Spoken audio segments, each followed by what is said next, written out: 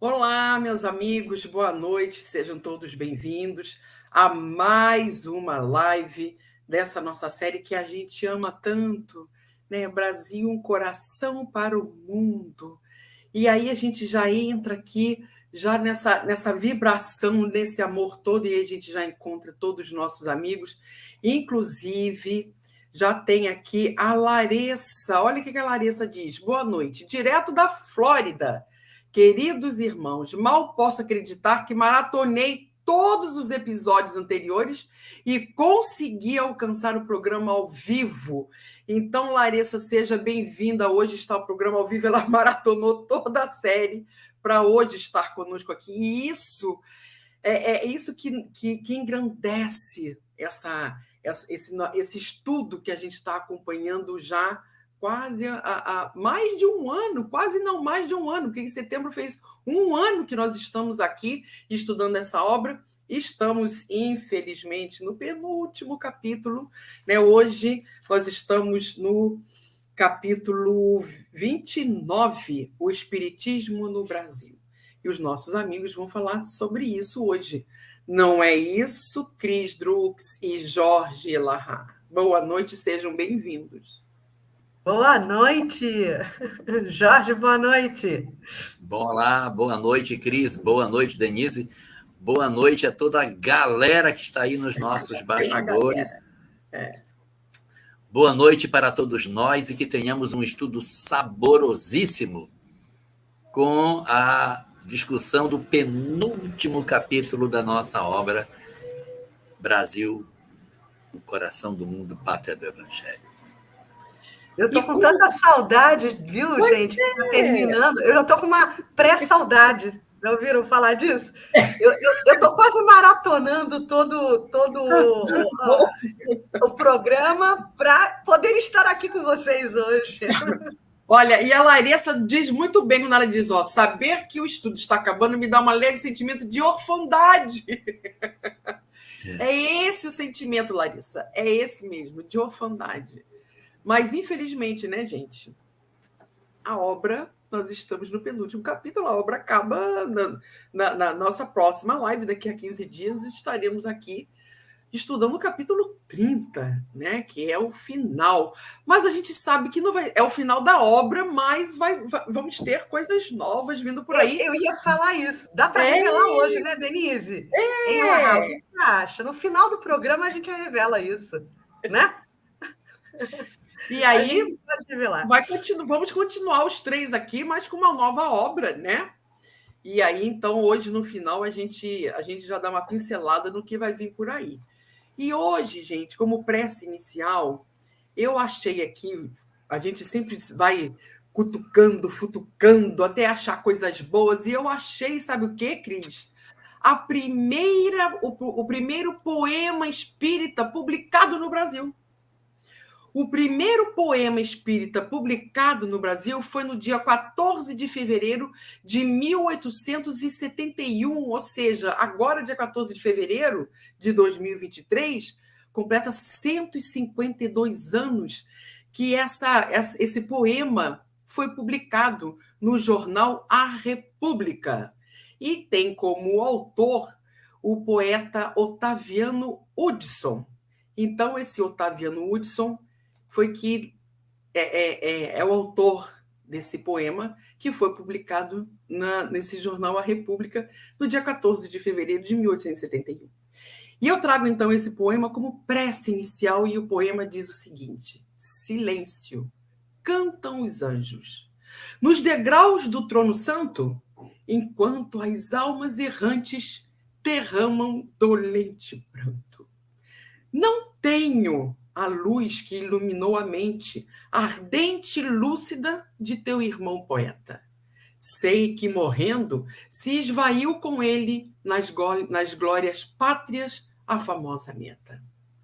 Embalde tentas me chamar a campo, donde me acho a repousar dormente, alma ilustrada associada a outras. Comigo o fado lamentou e sente. Foi do eterno receber no seio o santo preço do sofrer na terra. Ar arca de dotes, de harmonias caras, sua alma pura no ímpero encerra. Dos astros que luzem com tanto esplendor, eu sou soberano, sou astro de amor. Nas almas mais calmas, impera constante meu ser cintilante. E qual sensitiva, que furta-se a mão medrosa e esquiva, assim do vivente, meu rosto amoroso se vela fulgente.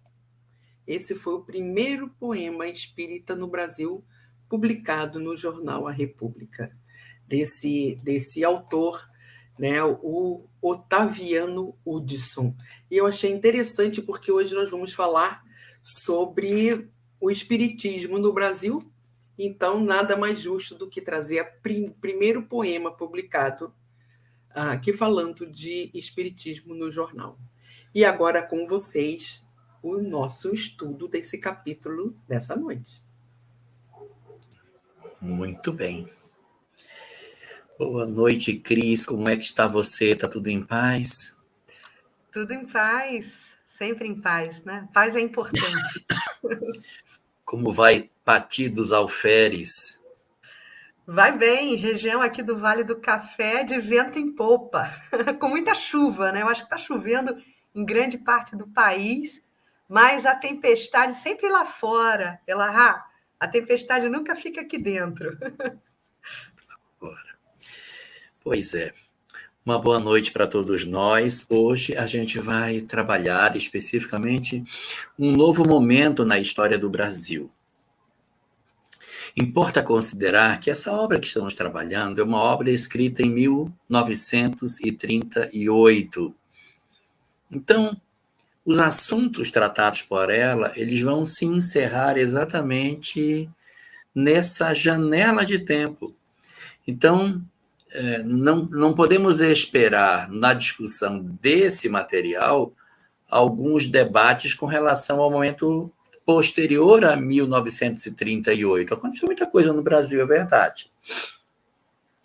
Mas, por fidelidade à obra, ao conteúdo que ela apresenta, a gente vai hoje se debruçar nesses 30, 40 anos que se seguem na virada do século, porque na nossa última live, nós atravessamos o período da República, ingressamos nessa virada do século XIX para o século XX, a chegada de Bezerra de Menezes à FEB, e terminamos o nosso capítulo com a consolidação do processo de entendimento de qual seria a visão que o Espiritismo tomaria no Brasil, porque ele se afastaria daquela visão científica que nós temos na Europa,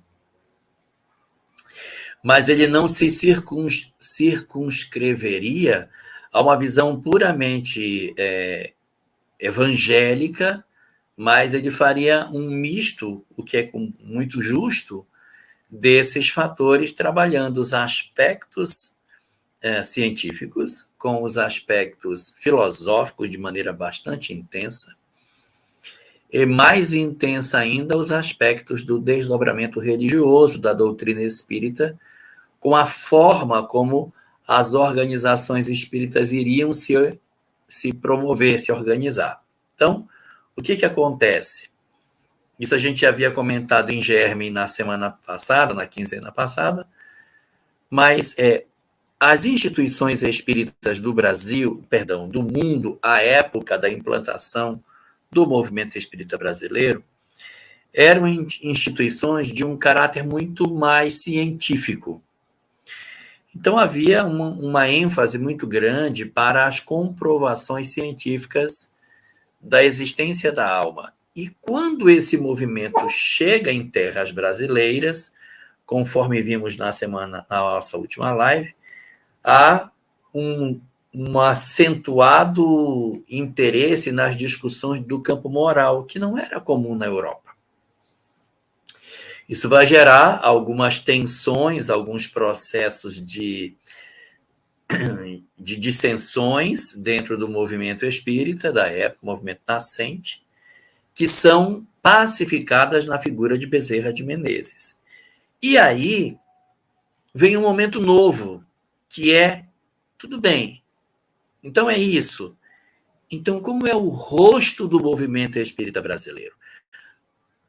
Quais são as características extremamente particulares que o movimento espírita brasileiro vai adotar? E que faz com que ele seja muito diferente das outras expressões de movimento espírita em outras regiões. Nós vamos observar aqui um crescimento muito grande dos aspectos relacionados com a questão assistencial. E aqui entra a nossa discussão de hoje. Então, o que acontece? Quando o movimento espírita chega nas terras brasileiras, o que ele encontra? Ele encontra uma sociedade marcada por uma série de carências do ponto de vista assistencial. Muitos dramas, muita desassistência, muita desigualdade, muita fome. Nós havíamos saído recentemente do processo escravagista e uma quantidade muito grande de pessoas não tinha conseguido se colocar no mercado de trabalho. As cidades estavam cheias de pessoas que não sabiam o que fazer. As regiões mais pobres do Rio de Janeiro estavam sendo ocupadas, as posições mais altas da cidade, onde a água não subia, elas foram como que empurrando essas populações mais pobres para os chamados morros que a cidade possuía, e esses morros foram sendo habitados por essa população de menor poder aquisitivo que não sabia o que fazer, porque eles estavam numa condição de escravatura há pouco tempo, eles foram libertos, mas eles não eram alfabetizados, não tinham uma formação profissional, e foram jogados na nossa sociedade sem uma perspectiva mais objetiva de inserção social. Então, o movimento espírita da época enxerga nesses processos dolorosos que a nossa sociedade enfrentava um espaço imenso de trabalho. E aí, o que ocorre? Nós tínhamos, historicamente, no Brasil, já um trabalho muito bem feito pela Igreja Católica nos serviços assistenciais. A Igreja Católica, ela sempre se notabilizou pelo socorro a rancenianos, a crianças abandonadas, a implantação de asilos, espaços assistenciais de atendimento aos menos favorecidos. E exatamente porque aqui o catolicismo já tinha essa cultura de cuidar dos mais pobres, o movimento espírita brasileiro enxergou isso. Coisa que, de repente, em outros países, Itália, Alemanha, França, Inglaterra, isso não era uma questão tão visível em termos sociais. Não havia essa carência tão marcante como o nosso Estado brasileiro possuía. Então, atento a esse processo que já acontecia por parte da Igreja Católica, não é o movimento espírita que vai inventar a ideia da assistência social, mas olhando para a prática que a Igreja Católica fazia, o movimento espírita tem algumas lideranças que propõem que o nosso trabalho na implantação das instituições espíritas seja um trabalho específico de edificação dos serviços assistenciais. E aí, Cris, o que a gente vai ver? Os centros espíritas com um trabalho de assistência que se dava para a farmácia, porque as pessoas não tinham dinheiro nem para comprar remédio. Então, você tinha a farmácia dentro do centro espírita, o receituário mediúnico, geralmente homeopático, em que um médium prescrevia remédios e as pessoas tomavam o remédio lá na farmácia homeopática da própria instituição. E, ao mesmo tempo, os serviços assistenciais de oferta de cestas básicas, na época não chamava cesta básica, chamava de farnel. Então, eles ofereciam um kit para que as famílias mais pobres pudessem ser atendidas e depois se desenvolveu um trabalho de sopa, a oferta de alimentação direta. Então, a instituição espírita possuía um trabalho de sopa para atendimento aos mais pobres, que isso é profundamente diferente do modelo que a Europa possuía de construção de centros espíritas. Inclusive, ela dentro de tudo isso que você está expondo, né, com muita assertividade, e é isso mesmo, quer dizer, o Brasil ele acolhe, né, a mensagem espírita, ele acolhe a doutrina espírita, dando a ela um novo viés de aplicação, né? E a gente sabe que, associada a essa tendência da caridade, né, da assistência, do olhar acolhedor para o próximo, né, que foi algo inspirado e muito bem entendido e compreendido e aplicado pelas primeiras lideranças espíritas no Brasil, porque eram espíritos de escola, dentre eles Bezerra de Menezes, né? E nós citamos outros grandes companheiros do passado, como Bittencourt Sampaio, Saião e muitos outros, que souberam acolher essa inspiração, dando esse direcionamento à doutrina espírita. Nós tivemos algo muito diferenciado, né, dentro do campo da mediunidade também. E Humberto de Campos sublinha isso nesse capítulo, porque nós sabemos que a mediunidade ela não é uma exclusividade da doutrina espírita. A mediunidade ela é algo inerente à relação do homem com o mundo invisível. E a mediunidade acontece em diversas religiões, em diversos espaços de exercício disso que a gente chama de questões espirituais. Mas, dentro da aplicabilidade da mediunidade na doutrina espírita, ela ganhou, nesse primeiro momento, algo que foi muito contundente para sublinhar também esse viés da assistência, que foi a mediunidade da cura, né? A mediunidade de cura.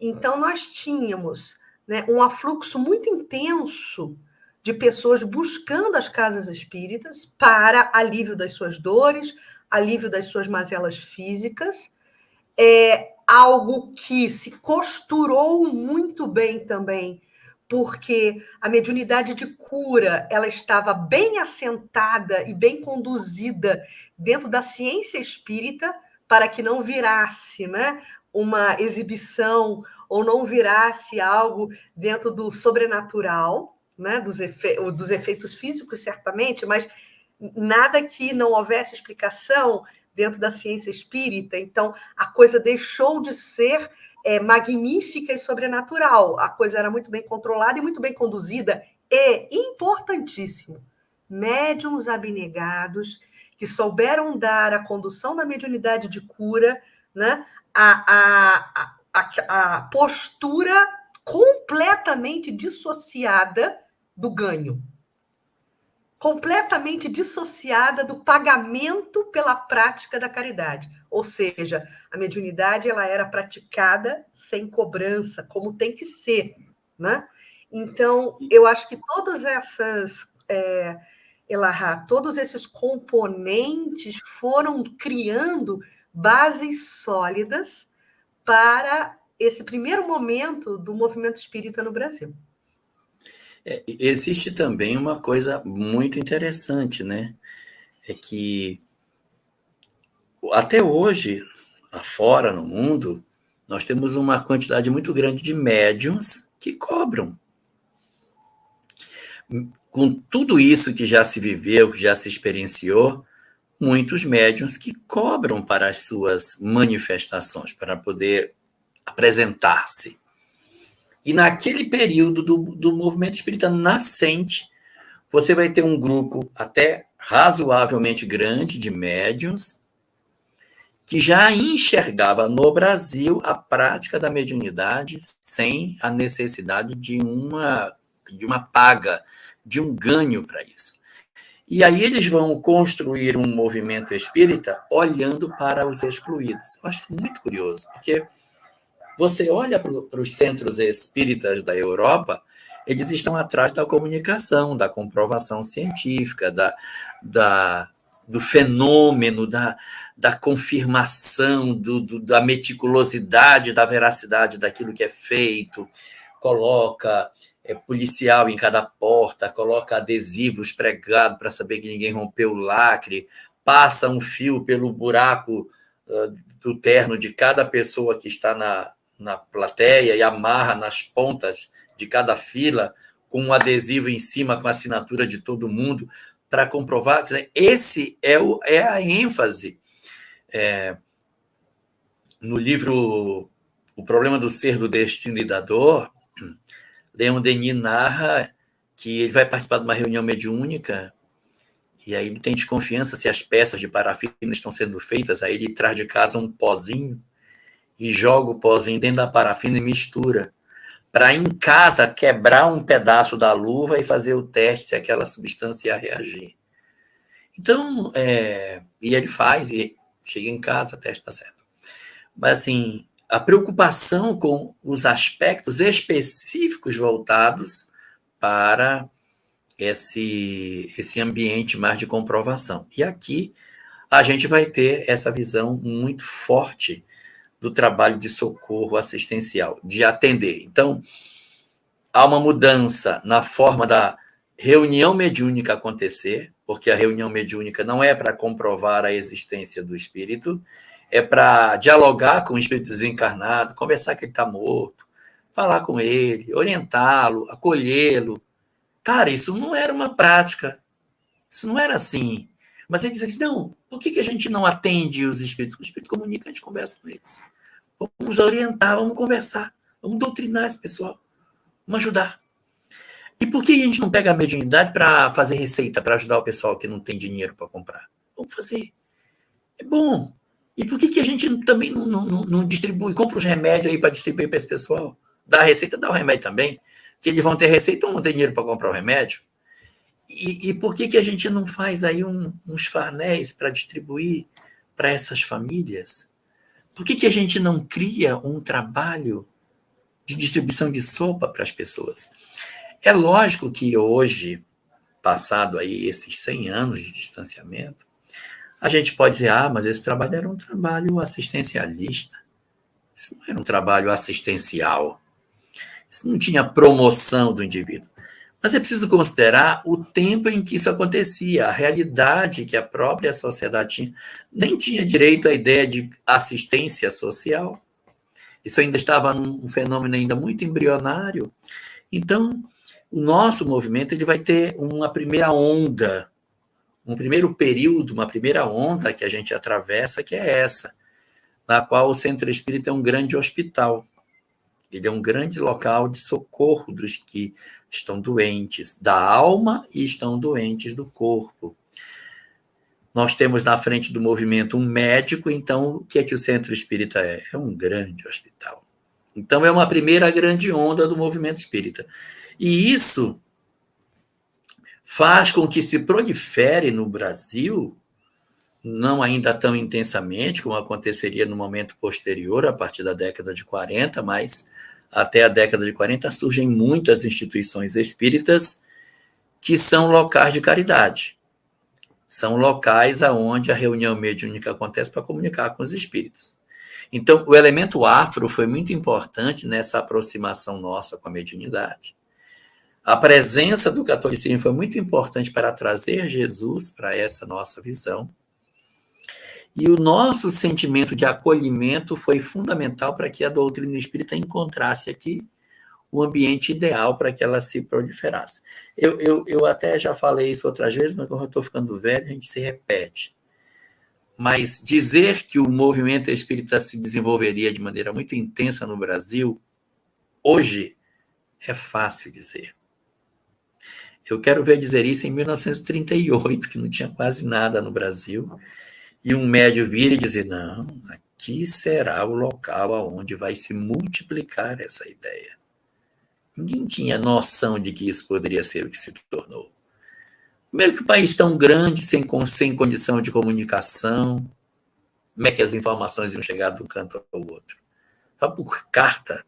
Gente, era muito complicado. ter uma perspectiva no início do século XX de que o espiritismo aqui se desenvolvesse sem dinheiro, não tem nem dinheiro para fazer. Não tem dinheiro. Não é uma doutrina que tenha um patrono que vem e não, vou fazer aqui. Vamos lá. O que vocês querem? Vou construir os centros. Tudo feito na base da boa vontade. As pessoas colocavam do bolso. Acreditar que isso poderia ter dado certo é muito surpreendente. É audacioso demais você dizer isso num período tão remoto da história do espiritismo, né? Então, e dentro de uma contingência também, ela de outro idioma, né? Porque quem é que sabia no início do século XX falar francês no Brasil? Os originais eram produzidos em francês, foram produzidos em francês, os originais, né? Então havia toda uma cooperação no sentido da transmissão do conhecimento também, né? Pegava-se muito espiritismo de orelhada, né? Uma pessoa lia e contava para os outros como é que era, porque acesso direto à obra, muito pouco. Eu estou com algumas intermitências aqui no meu sinal, talvez eu caia, mas aí eu vou voltar por outro aparelho, vou tentar voltar por outro aparelho, não se preocupem, mas queria só deixar um pitaco aqui nessa sua explanação também, Elahá, antes que eu caia, é dizer o seguinte, existe também toda uma miscigenação de entidades. Caiu. Então, vamos lá. Denise, cadê você? Vem cá. Aqui. Só para eu não ficar sozinho. Voltou. Pronto. Voltou, já não está mais sozinho. Aqui na câmera, mas fica aí, Denise. O que eu queria falar com vocês, e só para complementar meu raciocínio, é que no Espiritismo no Brasil, a gente vai ver, dentro das manifestações mediúnicas, essa miscigenação também com entidades que se comunicam dentro de um aspecto, e aí eu estou falando de um aspecto perispiritual, e depois a gente pode explicar melhor isso, com simbologias e com vestimentas de outras raízes, dentro da raiz africana, por exemplo, os pretos velhos, os caboclos. Então, a gente não vê, né, pelo menos do que eu tive acesso, né, quando a gente estuda a Revista Espírita e outros relatos de reuniões mediúnicas, a gente não vê isso acontecendo na Europa. Né? Não tem no descritivo de uma comunicação mediúnica na Sociedade Parisiense de Estudos Espíritas, não tem uma descrição de uma comunicação feita por um caboclo. Né? E isso era comum e ainda é muito comum dentro das nossas casas espíritas, pretos velhos, que se apresentam assim. Claro, todos são espíritos e todos tiveram diversas vivências e diversas possibilidades de absorções culturais. Mas isso é incomum também, né, Denise e Elahá? Isso eu queria comentar também. E aí você tem, por exemplo, com as manifestações das entidades dos cultos afros dentro dos centros espíritas, uma aproximação com o afro.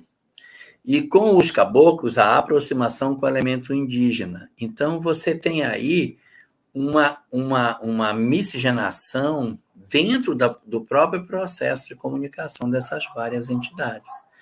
E esse período que a gente está falando é um período ainda muito incipiente do movimento espírita, porque boa parte dos estados brasileiros nem tinha espiritismo ainda. Nem tinha. A primeira casa espírita de Rondônia é de 1962. É tão velha quanto eu. A primeira. E a Federação Espírita de lá é de 1977, junto com a Federação do Acre e a Federação de Roraima, que as três não existiam, e numa única viagem, José Jorge funda as três. Nós tivemos várias instituições do Brasil que se surgiram bem depois disso. Então, o norte do país praticamente não tinha uma expressão espírita efetiva. Nós tínhamos uma expressão maior no Pará, por conta da Ana Prado, que fazia aquelas materializações na década de 20. Isso chamou a atenção e acabou criando um grupo espírita que funcionava na atual sede histórica da União Espírita Paraense, comprada por Frederico Figner, quando esteve lá atrás de sua filha. Então, esse fenômeno que a gente está comentando do início do século, ele nem tinha essa estrutura. Não existia sequer uma percepção de que a gente poderia organizar o movimento.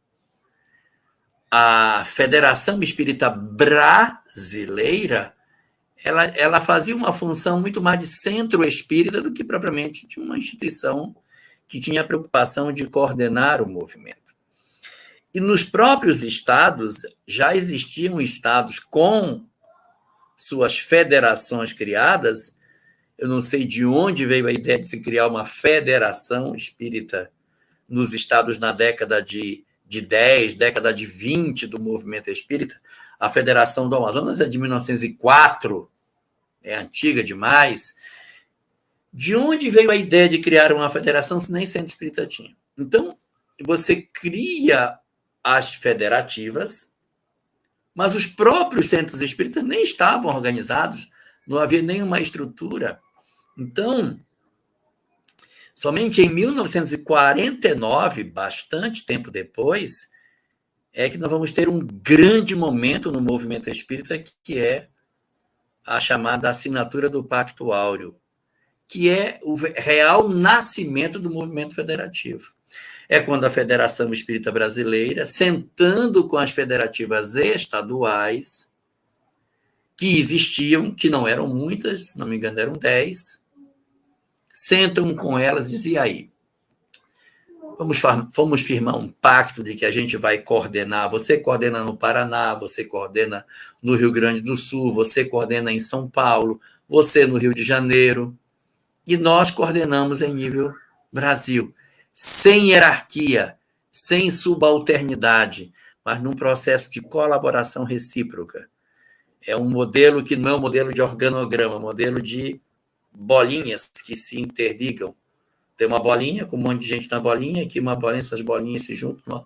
Então, não é hierarquicamente, é no modelo colaborativo que isso acontece. E a despeito desse tema, Elahá e Denise, que vocês acabaram de levantar agora, 5 de outubro de 1949, quando é assinado, né, o Pacto Áureo, uma primeira dica de leitura, A Caravana da Fraternidade, de Leopoldo Machado, né, onde é quase que um diário de bordo de Leopoldo Machado, que se somando aos companheiros de São Paulo, do Rio Grande do Sul, né, de outros companheiros que compuseram a Caravana da Fraternidade, organizaram uma viagem juntos para irem visitando todas as casas espíritas existentes nos rincões desse Brasil, no interior desse Brasil e também nas capitais, claro, para levar a ideia de um trabalho em rede, de um trabalho colaborativo, e que tinha, em sua essência, no seu pilar de sedimentação, exatamente, Elahá, essa ideia que você nos falava, que não é algo que não seria um movimento organizado de cima para baixo. E quando eu falo de cima para baixo, faço referência à Federação Espírita Brasileira, né? Sem querer fazer aqui nesse espaço crítica alguma à Igreja Católica, mas que era o modelo da época, porque o Brasil era um Brasil cristão e é até hoje, com uma influência muito grande das experiências católicas. Então, a gente tem, dentro do modelo católico, o Vaticano. A gente tem as cartas, as bulas papais, né, que determinam como as paróquias, como as igrejas devem praticar a fé ou administrar a fé, né? E o fiel, o que ele deve pensar e como ele deve agir na manifestação da sua fé. Isso é o modelo católico. Até hoje, a gente tem a cidade do Vaticano sendo uma cidade-estado, né? Comandando a conduta católica. E era o que se tinha na época, né, Elahá, também como referência de modelo organizador de algo que poderia ser entendido como religião também.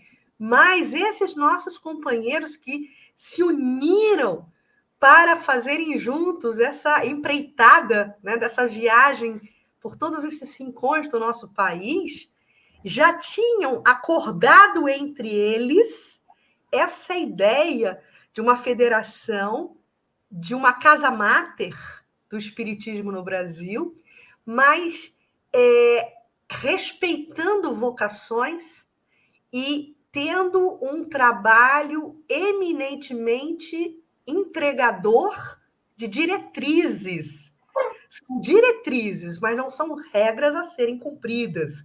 E é impressionante como a gente conseguiu, né, apesar desse modelo flexível, né, desse modelo respeitoso para com a realidade alheia, para com o pensamento alheio de cada cidadezinha, de cada casa espírita, conseguimos manter uma unidade de entendimento acerca da doutrina espírita. Né? Porque hoje em dia, se nós temos... Vamos pegar aqui Rio de Janeiro, né? Vamos pegar... Rondônia. Norte do país, sul do país, Denise está no sul. E vamos comparar Sudeste, Sul, Norte. Quando a gente visita uma casa espírita que tem os seus liames bastante assentados com a Federação Espírita Brasileira e com o movimento espírita, a gente percebe que as práticas elas são comuns a todos. É semelhante, sem haver esse de cima para baixo. Isso que eu acho encantador. Eu sou entusiasta disso. E assim, voltando um pouco aí atrás, a caravana da fraternidade, hoje, como é que a gente faz? A gente liga, acerta, pega um avião, se encontra, faz a reunião. Cara, era de barco, era de Ita que eles faziam, eram meses viajando. É muita coragem, é muita determinação, muita firmeza de propósito você dizer assim, eu vou no Amazonas, vou chamar o pessoal do Amazonas para eles irem para a reunião do Pacto Áureo. Isso não é para pegar um avião aqui, chegar e descer no aeroporto e no dia seguinte estar em casa. Isso é um desafio, isso é um propósito de vida.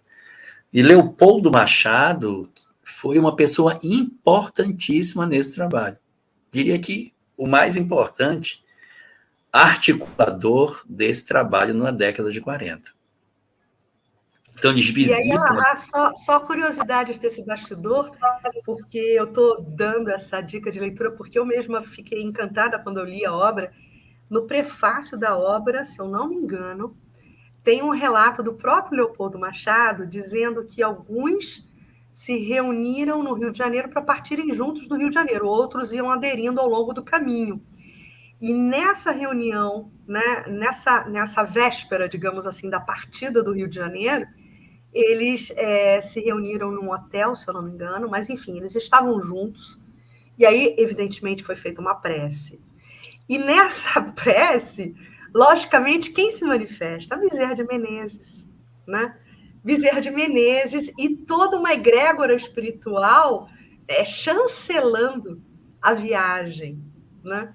Então, a gente percebe como esses grandes movimentos que são arregimentados por grandes homens também, sempre ganham a tutela do plano superior, né? Porque estão se coadunando com esse grande projeto que é o Brasil espiritual, que a gente está falando aqui ao longo da nossa temporada inteira, né, Lai, Denise?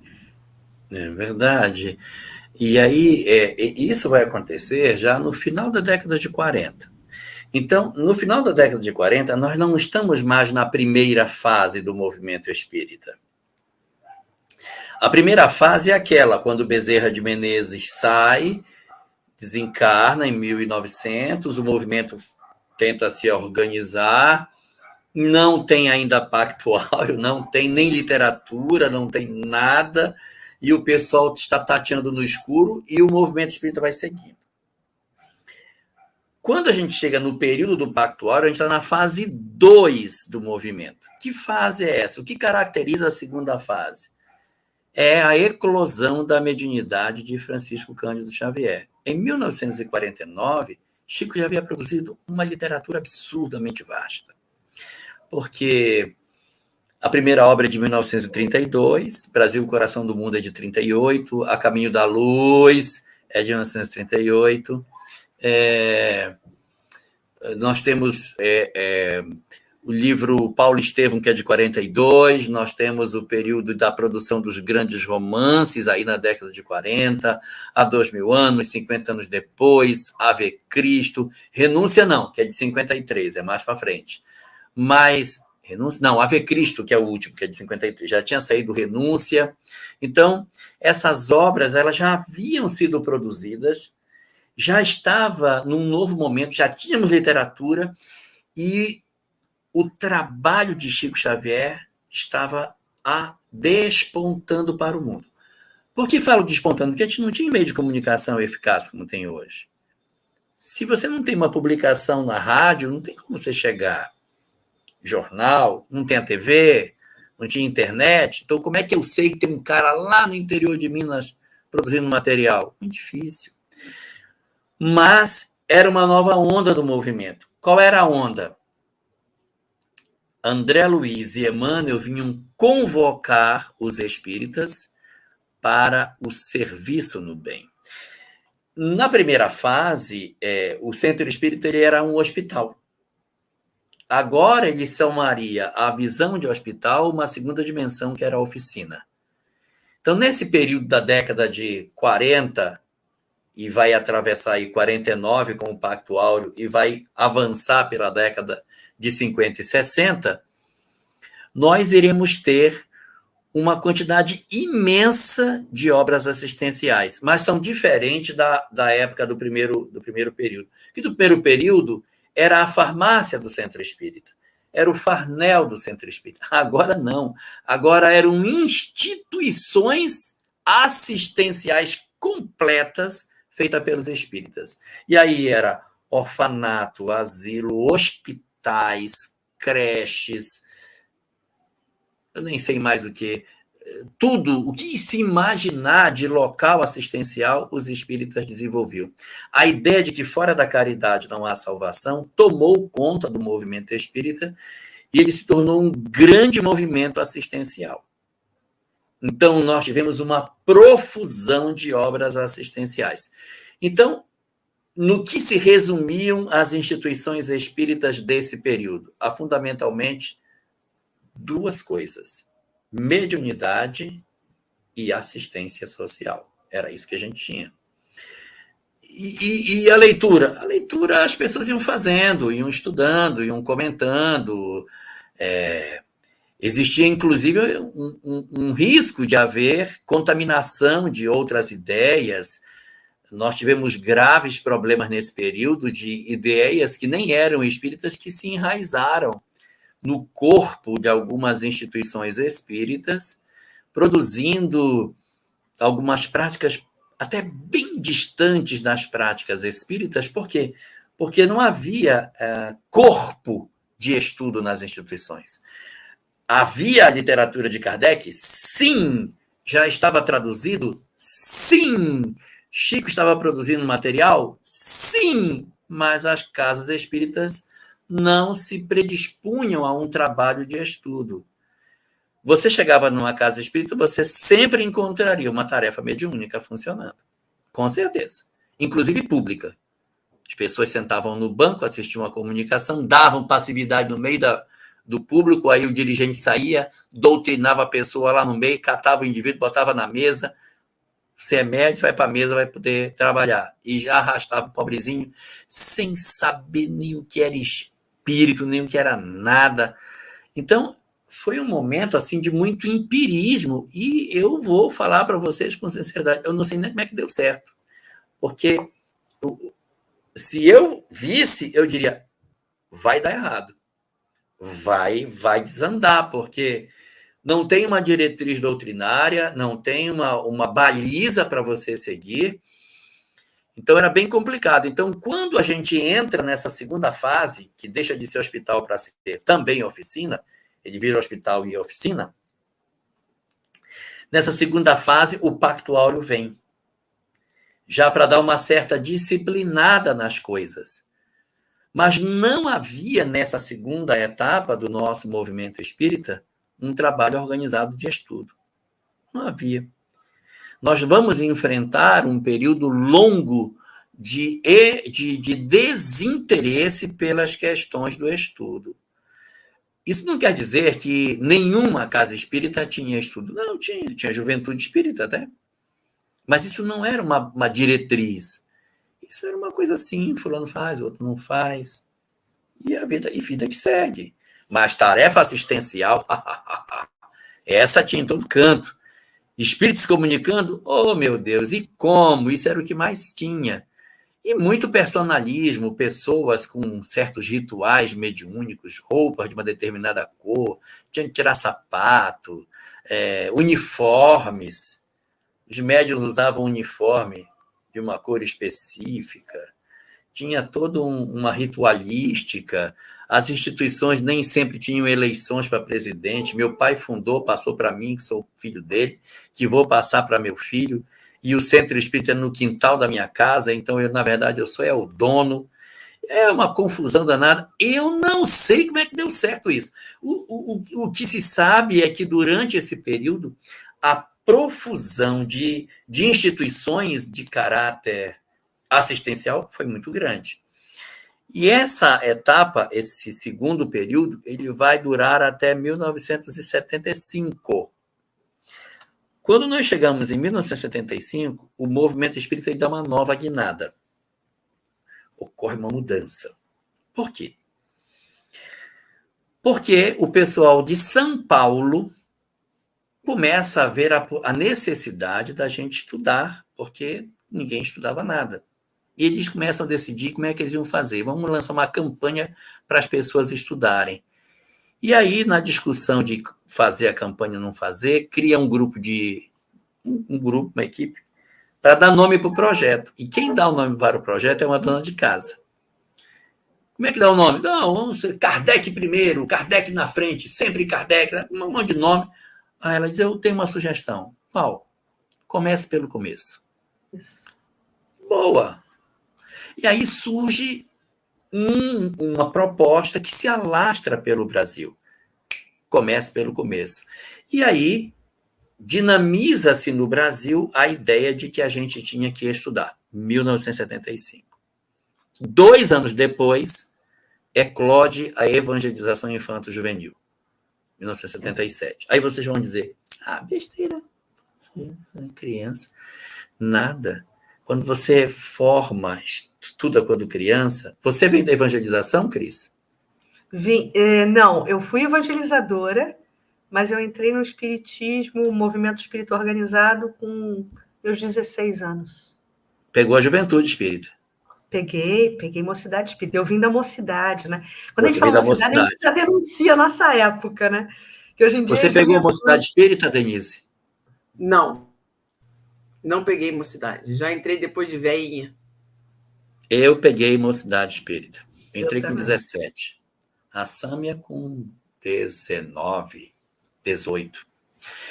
Então, foi um período de 1977 para frente em que se metodizou a ideia de que tinha que ter juventude espírita. Não, tem que ter, funciona assim, o currículo é esse, a gente vai aplicar, tal. Nós formamos as pessoas para evangelizar crianças e jovens. Em 1978, ocorre uma mensagem mediúnica de Ângelo Aguarô, na cidade de Porto Alegre, através de Cecília Rocha. Nessa mensagem diz o seguinte, que o espiritismo, se não se cuidasse, iria desaparecer. Porque ou ele montava um estudo sério, ou ele não suportaria o vendaval de ideias que vinha de todo lado. E aí, nessa mensagem, o finalzinho dela diz assim, porque se não for tomada uma providência, amanhã, do espiritismo ficará apenas o nome. Aí o pessoal fica assustado, então, a gente precisa criar um estudo sistemático da doutrina espírita.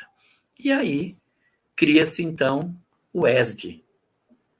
ele é criado primeiro na Federação Espírita do Rio Grande do Sul, que leva essa sugestão para a Federação Espírita Brasileira, na reunião do Conselho Federativo Nacional, que passa a acontecer todos os anos em homenagem ao Pacto Áureo, segundo final de semana de novembro, ele acontece, e aí, nessa reunião de 1982, ou 83, eu não lembro, mas é em 83 que ele entra em funcionamento. Na década de 80.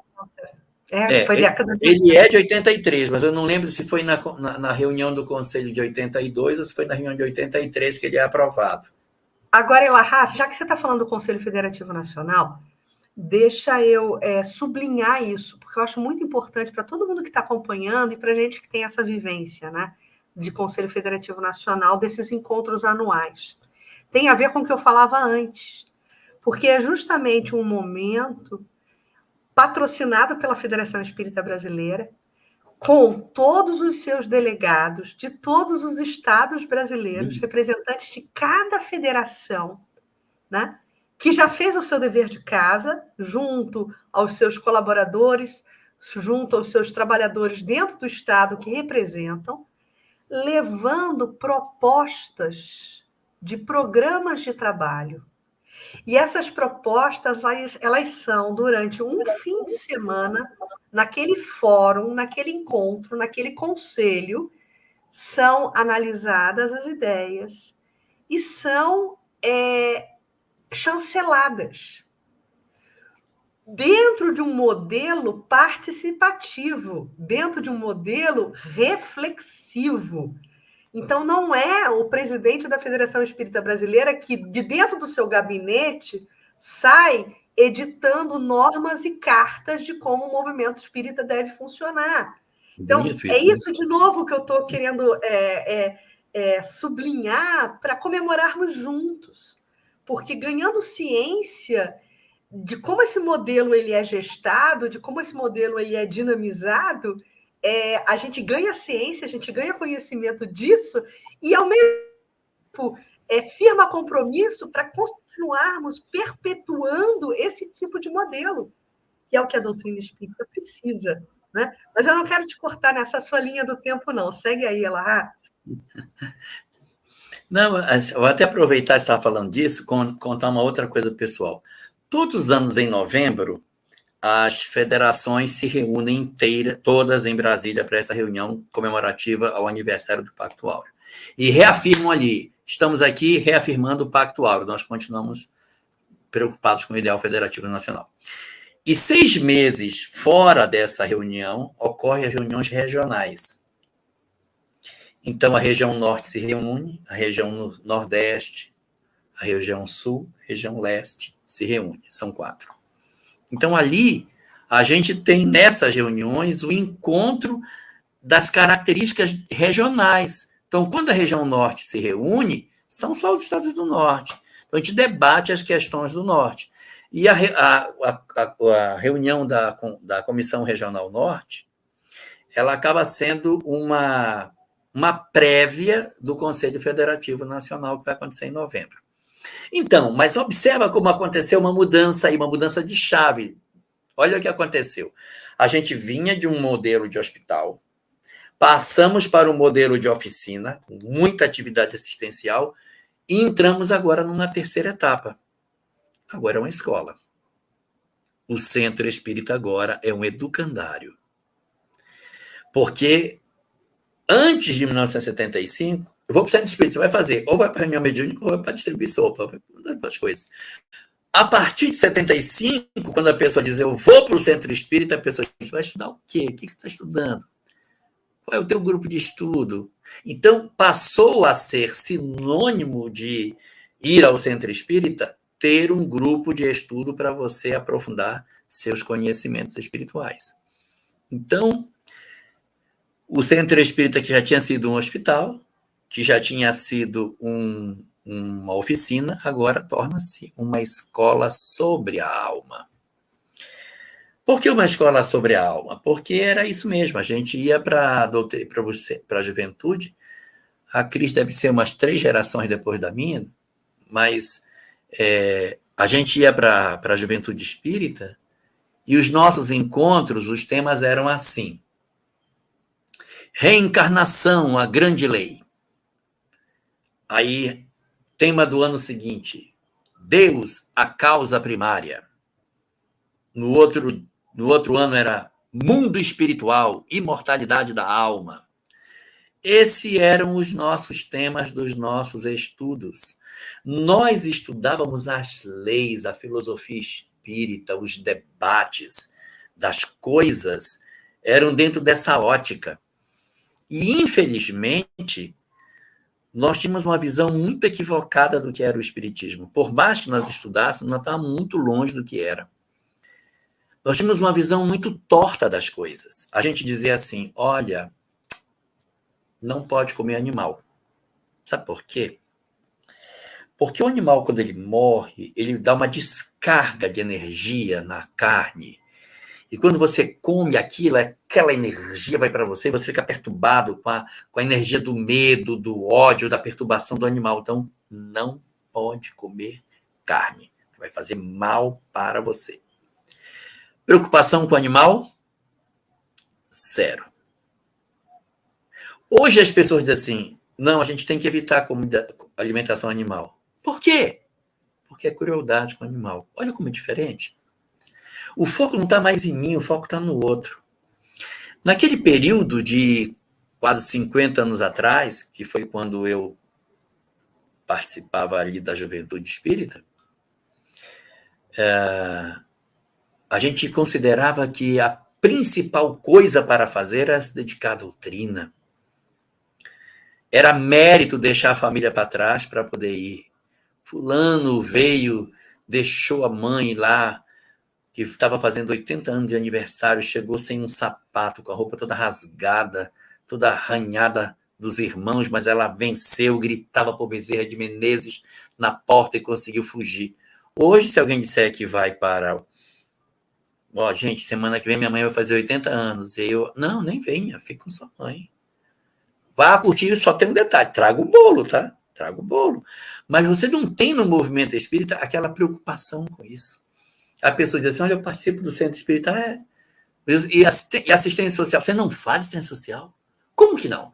Então, tinha que ter, de certa maneira, um conjunto de práticas que eram exteriores. Você tinha que ter o culto do evangelho no lar, você tinha que ter participação num grupo de estudo, você tinha que estar ligado a uma assistência social, você participa do centro que dia?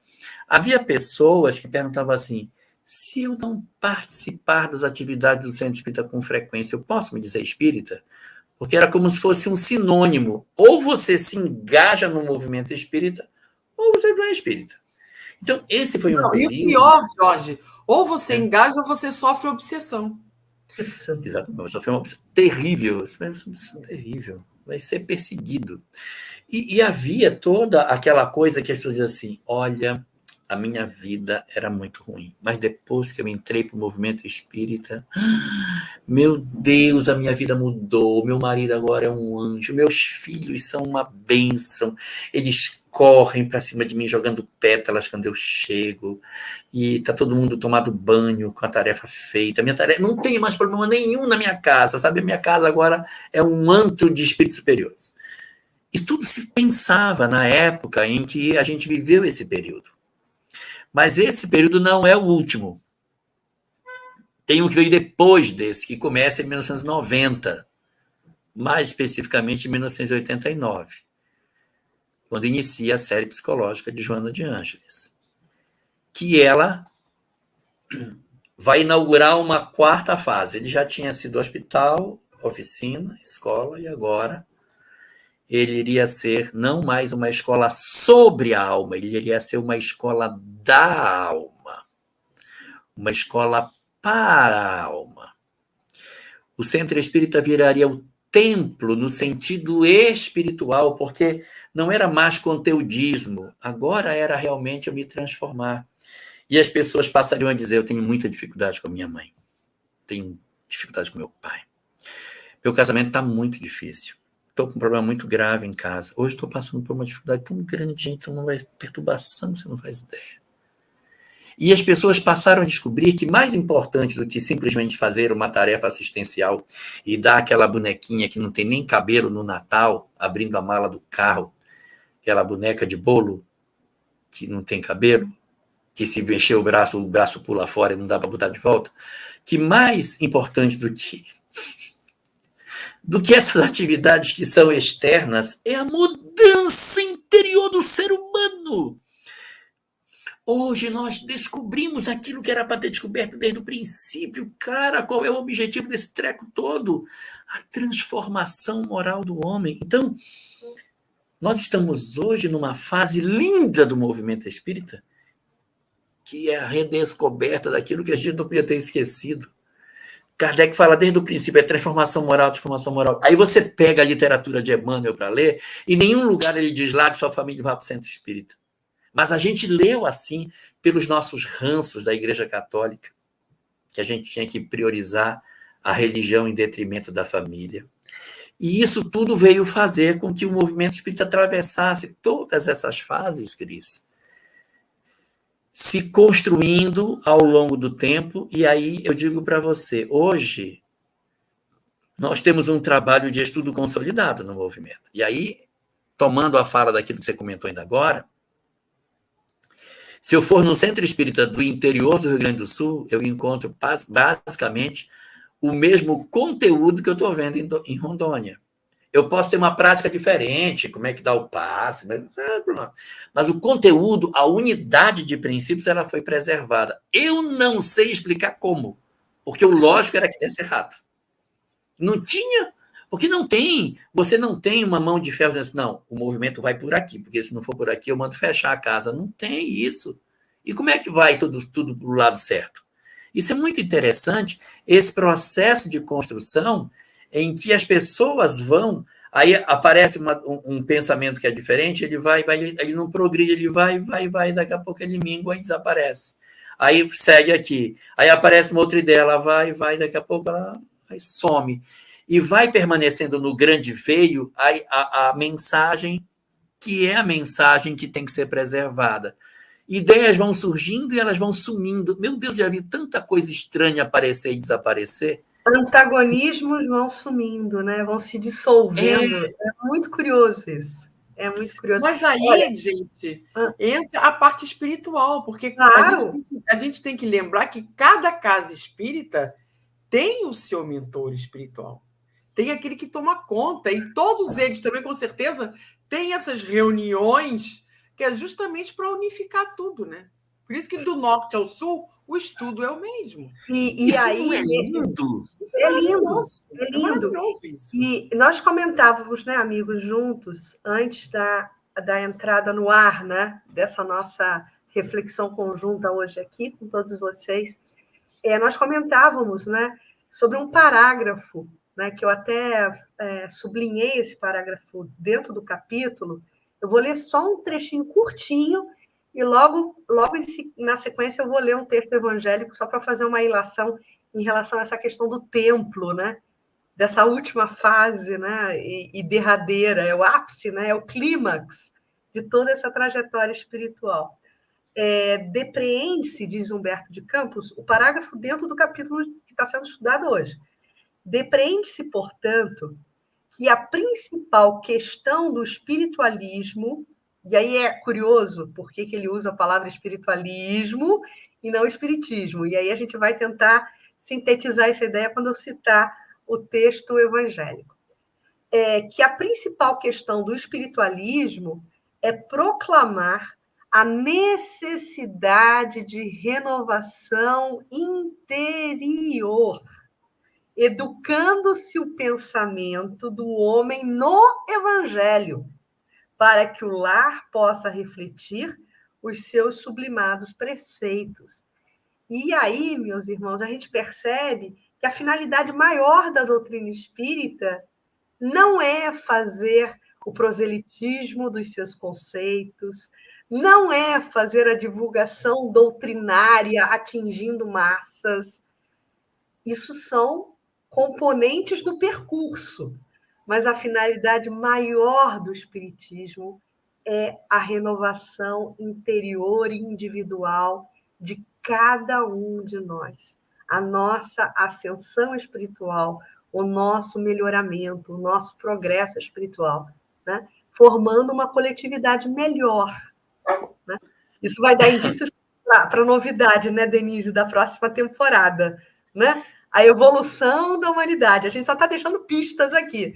Mas o que eu gostaria de linkar, digamos assim, de ligar com isso que está escrito por Humberto de Campos no parágrafo de hoje, do capítulo de hoje, é algo que eu deixo aqui na minha área de trabalho. É uma mensagem tão linda, meus irmãos, de Vinha de Luz, né, que é ditada por Emmanuel a Chico Xavier. Tem um texto dentro de Vinha de Luz, cujo título é Igreja Livre.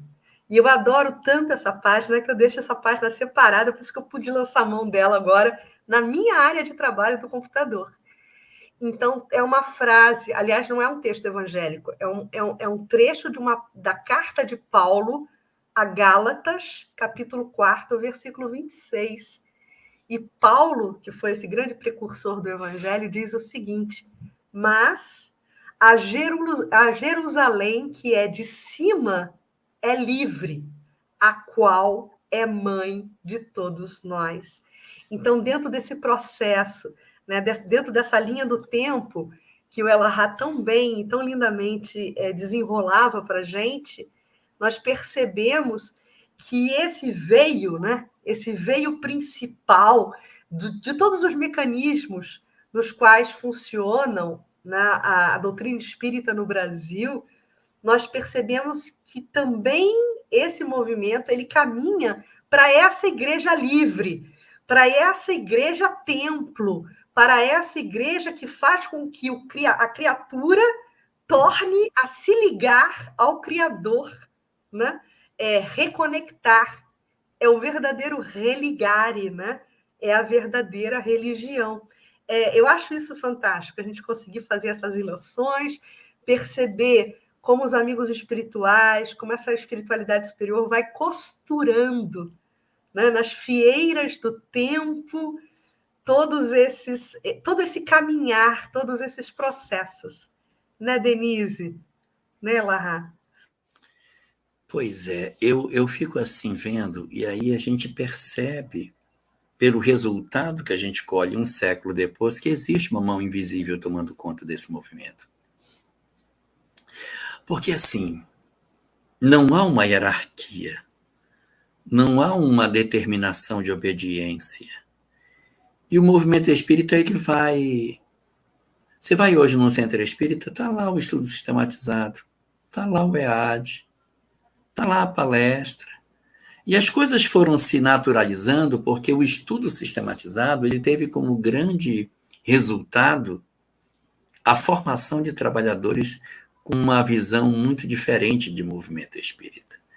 Então, nós estamos hoje já nesse período dos frutos do estudo sistematizado, em que você tem hoje casas espíritas que boa parte dos seus dirigentes são oriundos desses estudos. Então, eles conhecem a obra, eles sabem como melhor conduzir, e vai dando uma unidade para o movimento espírita. Essa visão de unidade sem ter uniformidade, é uma unificação sem uniformização, é uma das coisas mais belas que o espiritismo tem.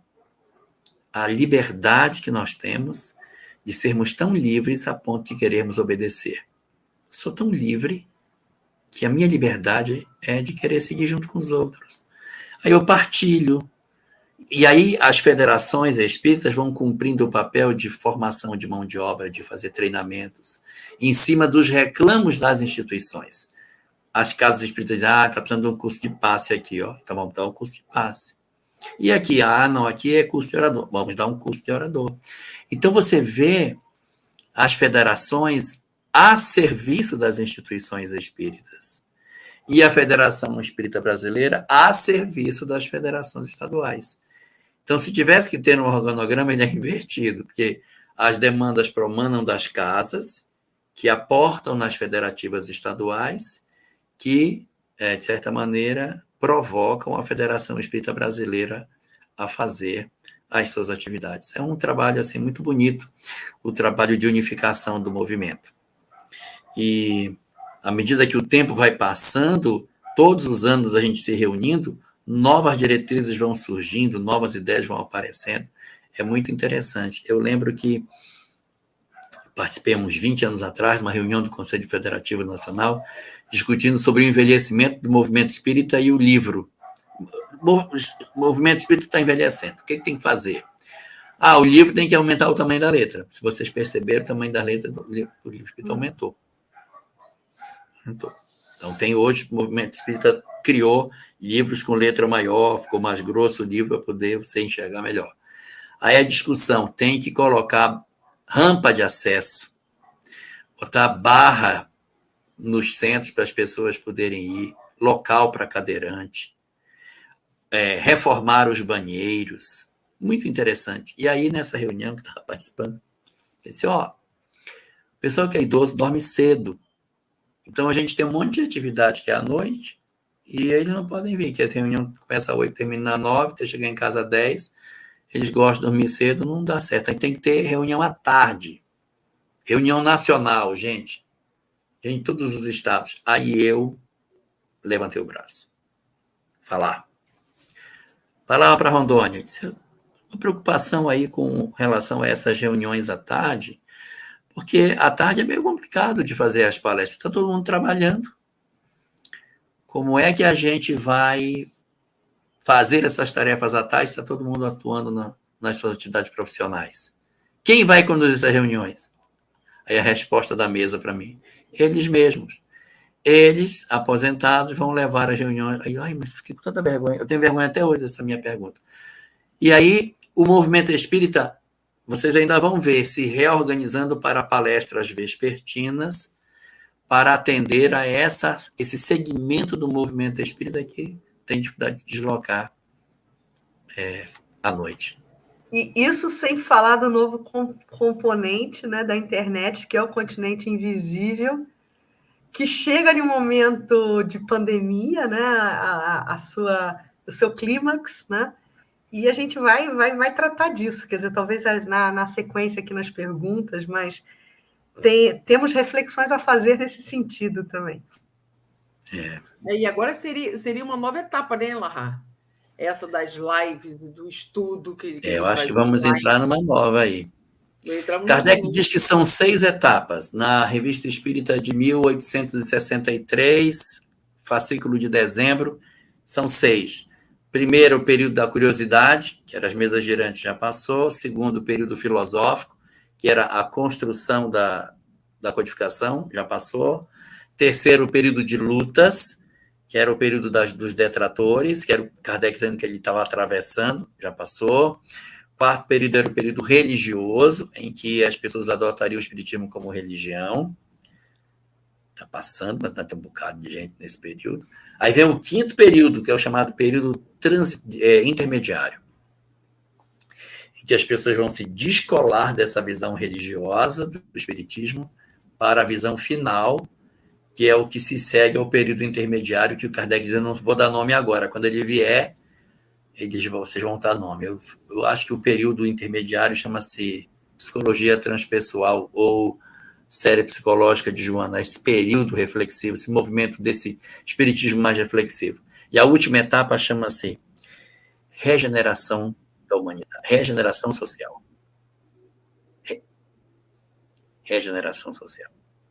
É o último dos períodos marcado por uma visão do espiritismo não mais trabalhando unicamente com sentido religioso. Eu penso que o trabalho da Fraternidade Sem Fronteira é exatamente isso. Isso. Que não trabalha a religião, não trabalha nada, trabalha só a fraternidade. Então, o Centro Espírita dizendo, nós vamos arborizar o bairro, é isso aí. Ele faz uma coisa que não é para difundir o espiritismo diretamente, mas é porque os espíritas, com a nova visão de mundo que tem, eles se comprometem com uma transformação, independente de que isso nos leve a uma visão espírita ou não da vida. E essa última etapa, né, Elahá e Denise, que vocês mencionam, também se coaduna com o que o codificador colocou em relação à propagação do espiritismo na Revista Espírita de 1858, né? Porque ali, nesse momento ápice, né, quando ele faz esse recorte do tempo, ele vai dizer exatamente isso, que o período da influência, né, esse último período seria um período da influência do espiritismo sobre a ordem social, né, sobre as coletividades.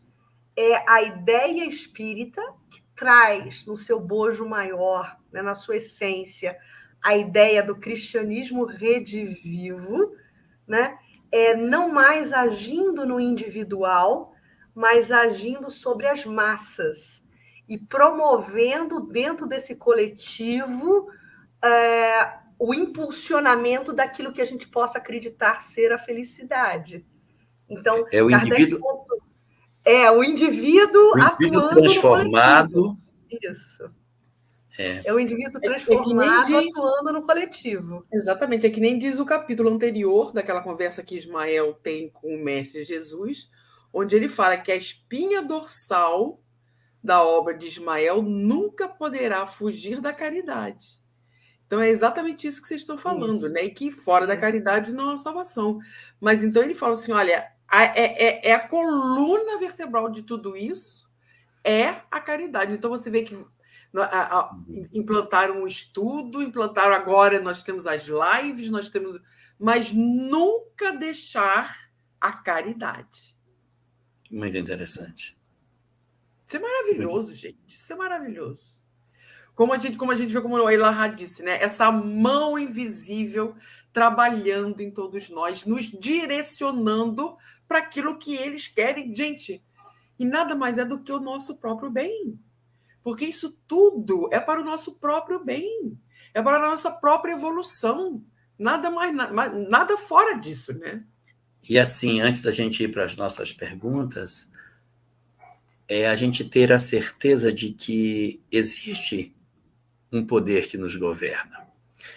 Existe uma mão que atua sobre todos nós. E dentro dessa perspectiva, é entender que a história da humanidade, a história do Brasil, não está à deriva, mas ela é feita e Jesus se vale do elemento humano que ele tem, das pessoas que ele dispõe, para fazer a história acontecer. Naquele velho modelo que a gente já conversou, né?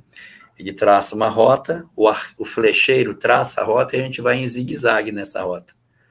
Mas o zigue-zague para lá, para cá, no final está andando, mas podia ir mais depressa, né? Só que anda para lá, aí anda para cá, aí vai lá fora. Mas quem olha, observa que a nau avança na direção. É reta. E quem ainda não maratonou, né, a nossa temporada, só recuperando aqui um conceito que enriquece ainda mais o que o Elahá acabou de falar do flecheiro, é que Ismael, na sua biografia, né, ele vai ser o Ismael do povo árabe, né, que depois se desenvolve rapaz e se desenvolve homem, sendo um notório flecheiro, né, dentro dos desertos da Palestina. Então, por isso que ela fez essa simbologia. Ismael é o nosso protetor espiritual do Brasil, né? Com a sua flecha ali, certeiro. Mas vamos para as perguntas, Denise? Tem perguntas? Temos algumas perguntas, alguns comentários. Mas a Sandra, ela faz o seguinte questionamento, uma pergunta. Aqueles que pegaram em armas pelos ideais republicanos, ao desencarnar, eles tomam consciência dos seus excessos? Como, por exemplo, Anitta e Giuseppe Garibaldi? Não só ele, mas todos os demais revolucionários. Quando a gente está na carne, nós temos uma visão muito imediatista. Eu evocaria aqui a conversa que Jesus teve com Tiradentes na sua desencarnação. Tem o capítulo da Inconfidência Mineira e tem um diálogo. Não precisava pressa. Não precisava pressa. As coisas iriam acontecer. E ele queria precipitar a proclamação da República antes de ter a maturação. Dom João VI ainda não tinha nem vindo, era 1889 ainda. 1789. Dom João VI não tinha vindo. Aí, praticamente 10 anos depois, Dom João VI chega no Brasil. Aí ele chega aqui em 1808 e vai dar o início do processo de mudança que em 1822 vai se concretizar com a proclamação da independência. Exatamente 30 anos depois do enforcamento de Tiradentes. E aqui a gente teve a oportunidade de ver que quando Dom Pedro tira a espada para dizer independência ou morte, Tiradentes se aproxima e os dois é que proclamam a independência do Brasil. Então, quando a gente tem determinados ideais, e às vezes nesses ideais a gente molha nossas mãos de sangue, achamos que estamos certíssimos, ao desencarnar percebemos que estamos equivocados. Mas isso não projeta as pessoas obrigatoriamente num fosso de abandono por parte do Criador. Aproveita-se aquela força transformadora, aqueles ideais, e se impulsiona o progresso reencarnando esses indivíduos que são assim arrojados em se entregar a determinados ideais para que eles comandem a nação já transformada mais à frente. Então, nada de excepcional se Anita e Giuseppe Garibaldi reaparecessem no Rio Grande do Sul para fazerem algum tipo de atividade na atualidade de um Estado já renovado, eles serem indivíduos impulsionando o progresso dentro daquela condição ali. Então, Sandra, a gente aproveita, a gente muda realmente de posição, mas isso não nos considera desgraçadamente abandonados de Deus, mas após a revisão de conceitos, aproveita-se o impulso de liderança para que a gente volte ao cenário e faça uma nova tentativa de acertar. E ainda dentro desse momento flashback, né? Ela, Rai, Denise, já que a gente está no penúltimo programa dessa temporada, a gente vai lembrar também das bandeiras. Quando Fernão Dias Paz Leme precisa, por uma injunção daquele momento, decretar, foi um enforcamento, se eu não me engano, do filho, né? Que se colocava rebelde em relação a uma ordem sua dentro da administração da bandeira que eles estavam empreendendo, e ele manda enforcar o próprio filho, dizendo, olha, aqui não pode ter rebeldes. Eu sou o coordenador dessa empreitada, dessa bandeira, e para manter firme aquela missão que eles tinham, os bandeirantes, de desbravamento do interior do país. Quer dizer, certamente, Fernão Dias Paz Leme teve que lidar na erraticidade, no plano espiritual, após a sua desencarnação, com essa questão. Né? Sim, também. E o Gilberto pergunta o seguinte: quando e por que surgiram as USE? As USE surgiram depois. As primeiras que surgiram foram as federações. Federação Espírita do Estado de São Paulo e a Federação Espírita do Estado do Rio de Janeiro. Com o tempo, outras instituições federativas surgiram. Por quê? Porque como a gente não tem a obrigação de se filiar a uma determinada instituição, alguns centros espíritas disseram, não, eu não concordo com a maneira como a federação está se conduzindo. Eu acho que isso não está correto. E aí decidiram criar uma outra instituição para se filiarem a ela. Com o tempo, a filiação das instituições espíritas junto a essas instituições novas, como a USEERJ e a USE São Paulo, se tornou muito expressiva. E aí, nas reuniões do Conselho Federativo Nacional, entendeu-se que essas instituições representariam melhor os seus estados. Então, houve, lá atrás, uma alteração da Federação Espírita do Estado de São Paulo em vez de ser a FEESP, pela USE São Paulo. No estado do Rio de Janeiro, a Cris fala até melhor do que eu sobre isso, nós tivemos um período que foi a USEERJ, e agora é o Conselho Espírita, não é isso, Cris? É isso. Tinha a Federação Espírita do Estado do Rio de Janeiro, e, por outro lado, né, dentro desse espaço, né, de flexibilização, existia a USEERJ, a União das Sociedades Espíritas do Estado do Rio de Janeiro. Em determinado momento histórico, no tempo, a USERJ passou a ter uma maior representação, uma maior legitimidade para representar os anseios do próprio público espírita, movimento espírita do Estado do Rio de Janeiro, e ganhou assento no Conselho Federativo Nacional. Mas é muito interessante, e aí eu acho que eu vou aproveitar esse gancho para poder sublinhar algo que eu acho muito importante, que Humberto de Campos ainda coloca nesse capítulo, que é a questão das adversidades e a questão dos antagonismos, e eu quero com isso trazer, né, um exemplo de solução que foi dado aqui no Rio de Janeiro, que grandes homens, e aí a gente precisa falar de Gerson Simões Monteiro nesse processo, que foi à época, né, o presidente da USERJ durante muitos anos. Ele fez todo um esforço, né, hercúleo, para novamente agregar. E aí, a partir desse esforço de agregação do Gerson e de demais companheiros à época, que compunham a direção da USERJ, criou-se essa linha de diálogo com os representantes da federação, e nessa síntese surgiu o CERJ, Conselho Espírita do Estado do Rio de Janeiro, que é uma síntese, é a fusão, né? É a fusão afastando a confusão. É a fusão. Eu achei essa solução muito interessante, porque assim, você tinha duas instituições. Você tinha de um lado a USERJ e do outro lado a FEERJ. A FEERJ. Aí você vai ficar com essa ou com essa. Senão nem A nem B. Vamos criar uma C e todo mundo se filia na C. Pronto, acabou. Isso aí. Acabou o problema. Sim. Então a gente vê que esses homens nobres realmente trazem um grande contributo para...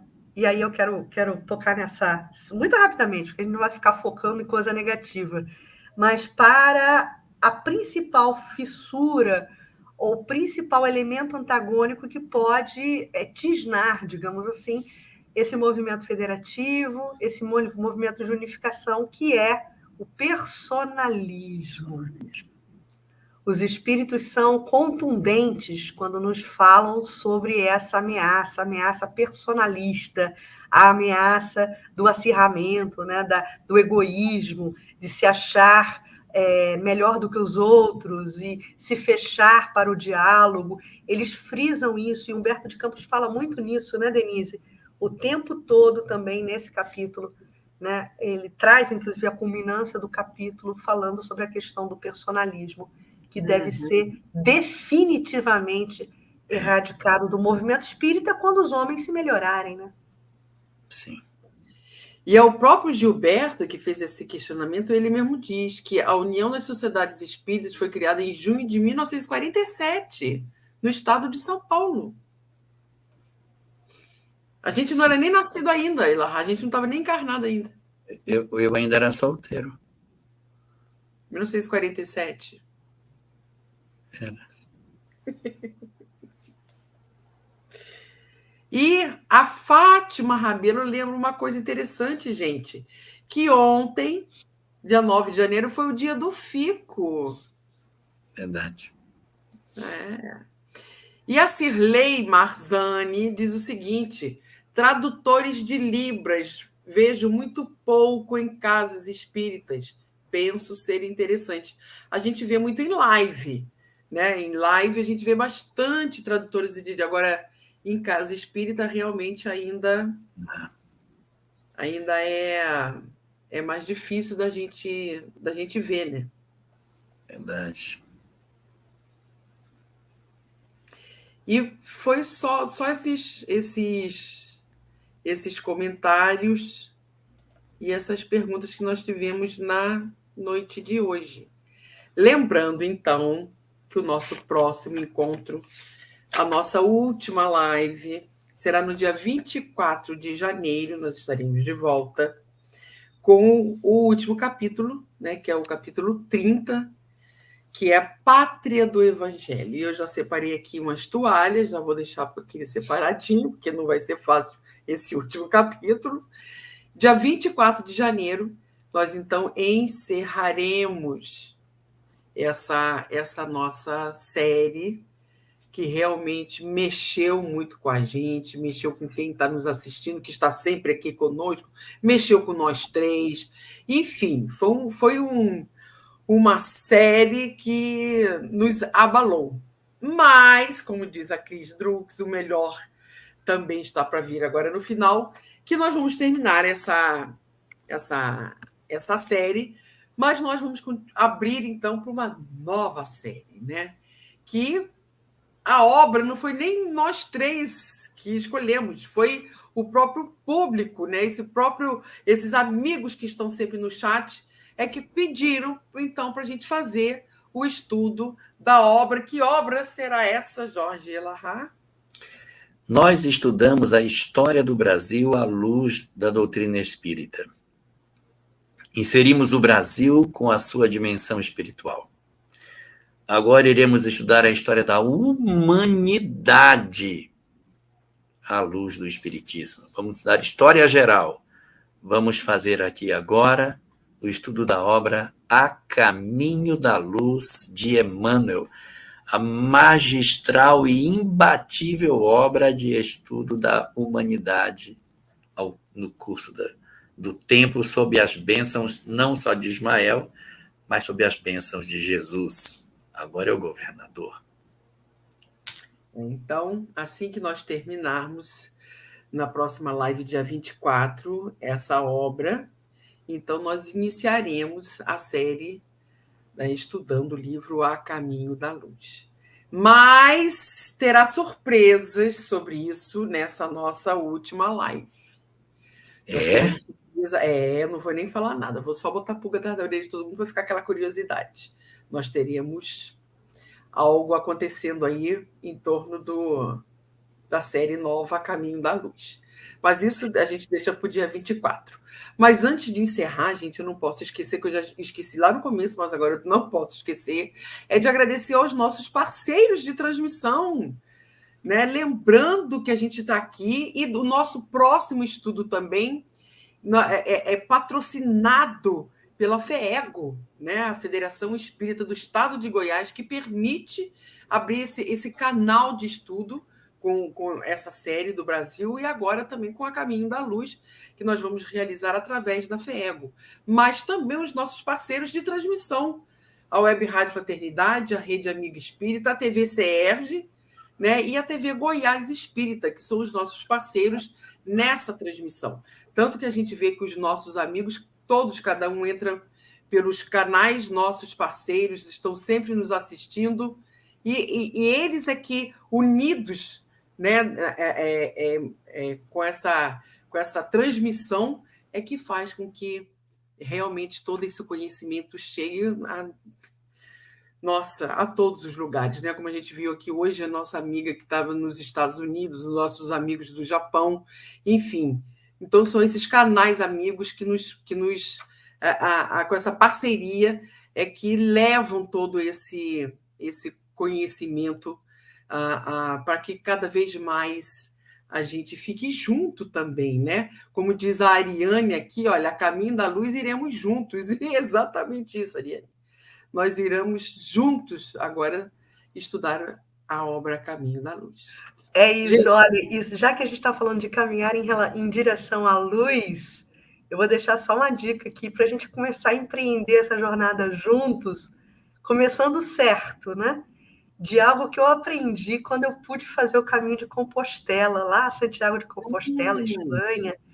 E uma das coisas que todo peregrino aprende, que o peso da mochila faz diferença. Então, vamos preparar uma mochila muito espartana, que não tenha nada que não seja essencial, né?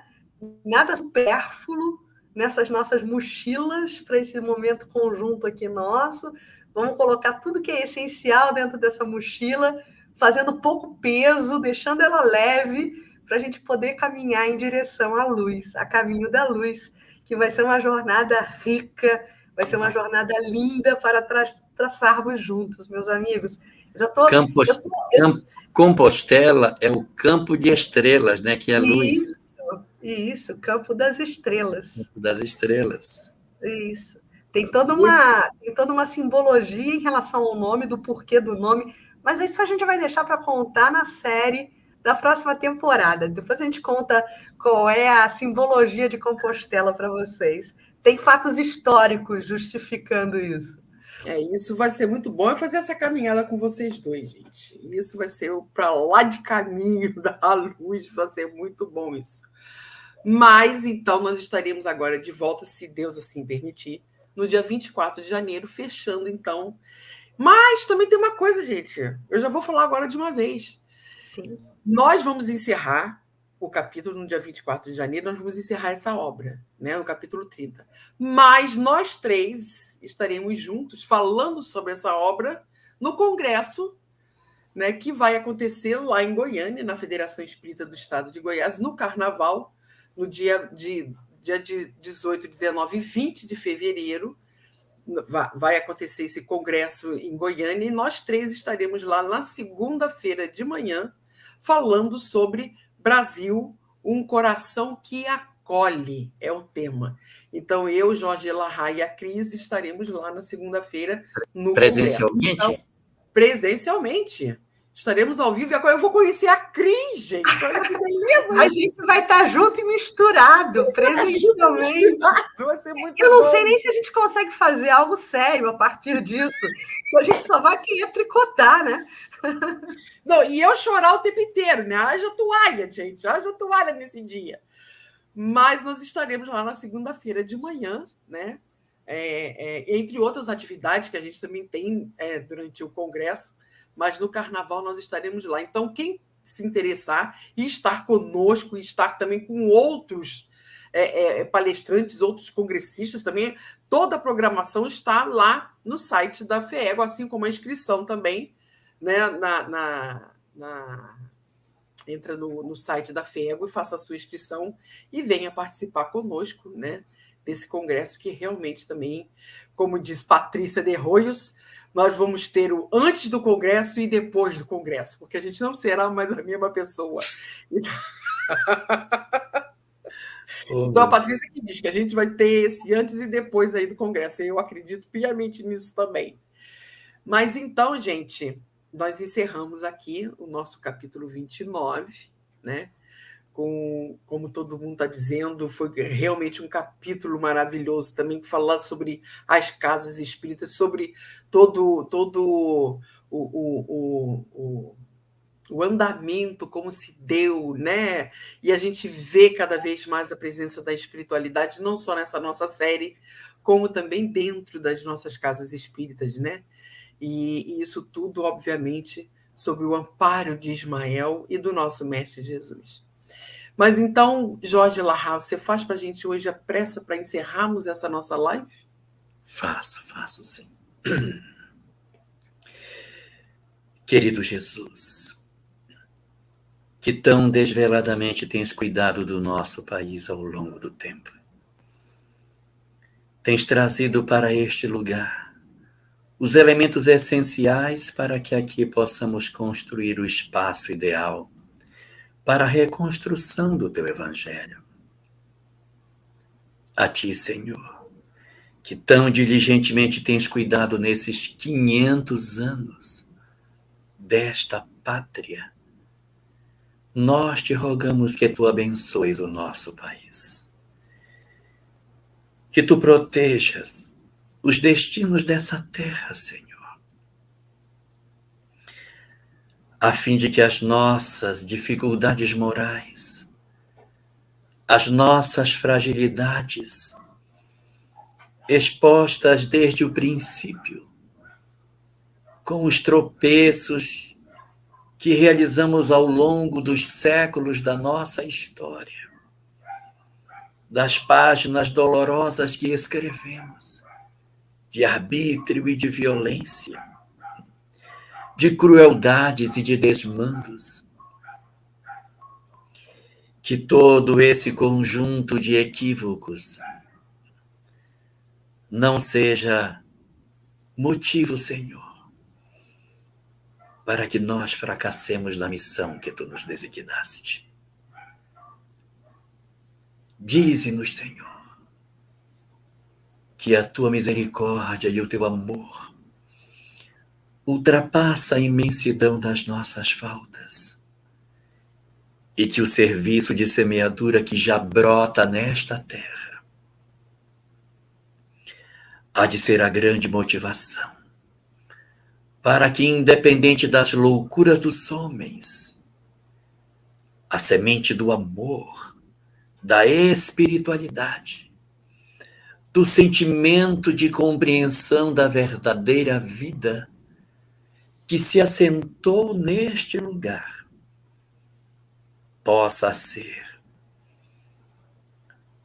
o grande trunfo, o grande passaporte da nossa nação, para oferecer-se na continuidade da tarefa que tu para ela designaste. Assim, Senhor, aceita o nosso clamor pelo nosso país. Ouve o nosso pedido, para que observes as frutas que já estão sendo maduras, o trabalho de colheita em vários lugares do país, para que te predisponhas, junto com a tua majestosa equipe de trabalhadores espirituais, a perseverar no trabalho de continuidade da bandeira extraordinária de Ismael fincada neste lugar, a oferecer para todos nós a certeza da tua presença a despeito das nossas lágrimas. Que tu estejas conosco, Senhor, e que a nossa fé inquebrantável diante da imortalidade não se estiole diante das dificuldades que o país possa atravessar. Que as tuas bênçãos estejam sempre conosco, Senhor, e a tua graça a envolver as nossas almas, hoje e sempre.